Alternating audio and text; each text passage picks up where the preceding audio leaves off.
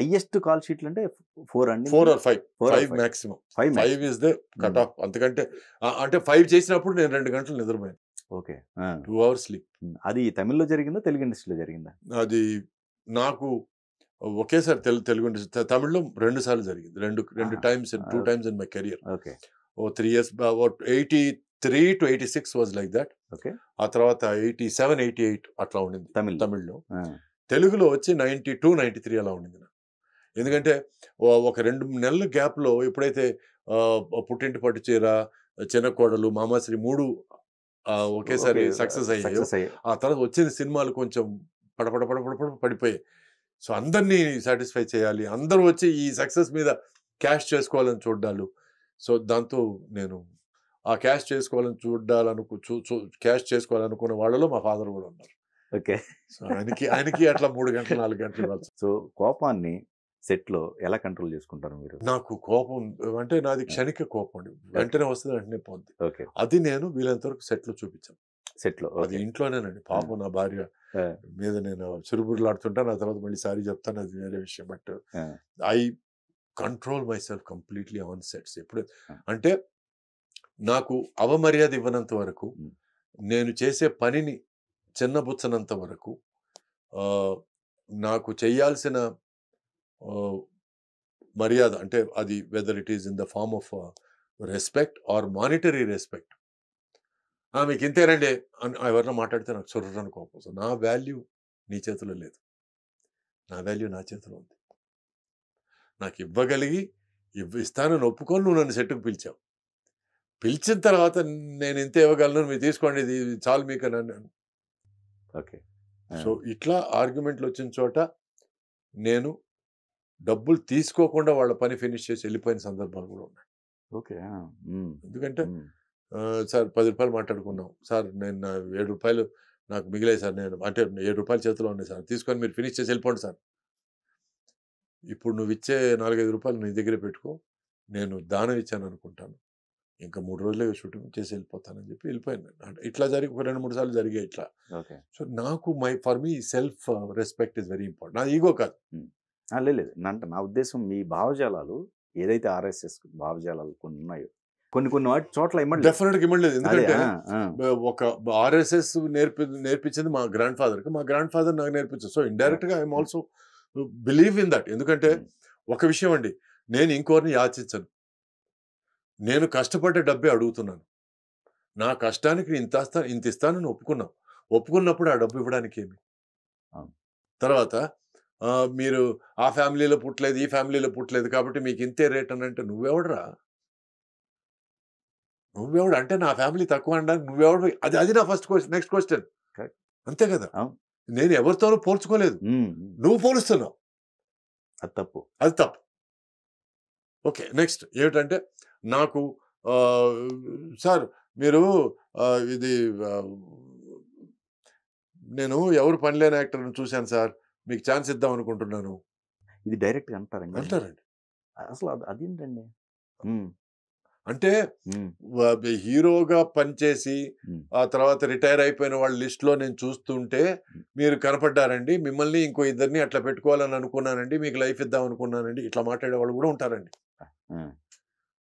నాకేమిటంటే వెంటనే సరే నువ్వెవడరా నాకు లైఫ్ ఇవ్వడానికి? కరెక్టే కదా. నేను ఇంట్లో నా సద్దన్నం తిని నేను కూర్చుంటానే కానీ నాకు నీ దగ్గరికి వచ్చిన పులిహోర తినాలో బిర్యానీ తినాలో నాకు లేదు. I'm happy. నన్ను కెలకద్దు.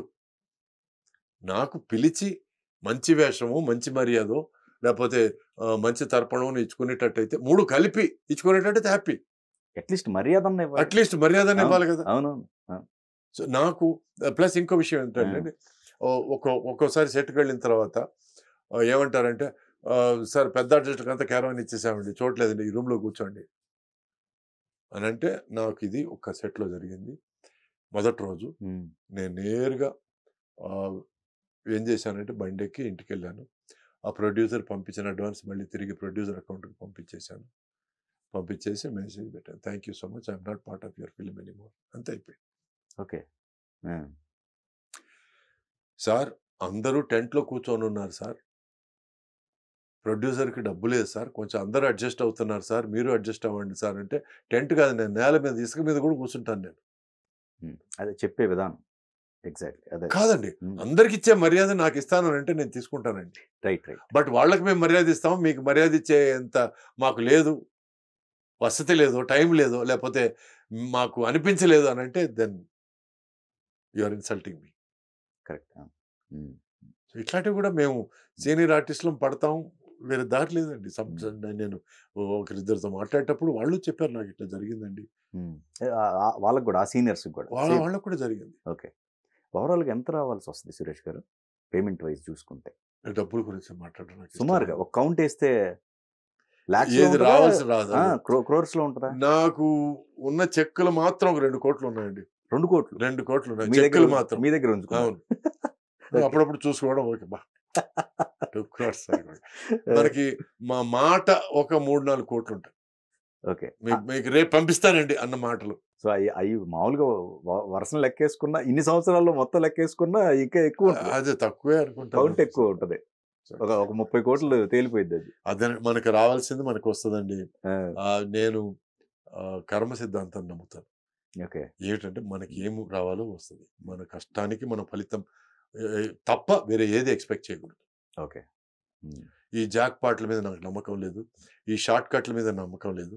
కష్టపడి పని చేసి మనం మన ప్లేట్ నింపుకోవడం మీద నాకు పూర్తి నమ్మకం ఉందండి. ఓకే. ఓకే. అండ్ ప్లస్ ఒకటి నేను ఏదైనా చెప్పాలి అని అనుకుంటే ఎవరన్నా గట్టిగా సక్సెస్ పదం గురించి మాట్లాడాలంటే always support your self, support your family, support your community, support your country and support your religion and support your nation. Okay. అన్నిటికంటే మించి భారతదేశం. అన్నిటికంటే మించి. అంటే నా నమ్మకాలు, నా రిలీజన్, నా బిలీఫ్ అన్నిటికంటే మించి భారతదేశం. ఎందుకంటే ఈ నేలని నమ్ముకొని ఉన్నాం. ఈ నేల మీద ఉన్నాం. ఈ నేల మీద మనం సెక్యూరిటీతో ఉంటున్నాం. ఈ నేలకి సెక్యూరిటీ ఇవ్వడానికి బార్డర్‌లో ఎంతోమంది ప్రాణాలు ఇస్తున్నారు మన కోసం.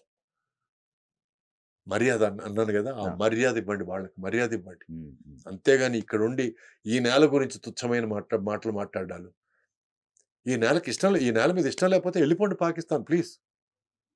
మీరు ఉండక్కర్లేదు ఇక్కడ. మీకు అంత ఇష్టం లేకపోతే ఉండొద్దు.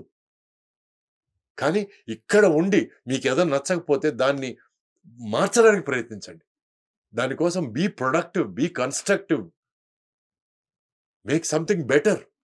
Work hard to make it better. అంతేగాని ఇక్కడుండి నేనున్న కుర్చీలో కూర్చొని ఆ కుర్చీ మీద నేను ఉమ్మేస్తానంటే అది నీ మూర్ఖత్వం ఇది.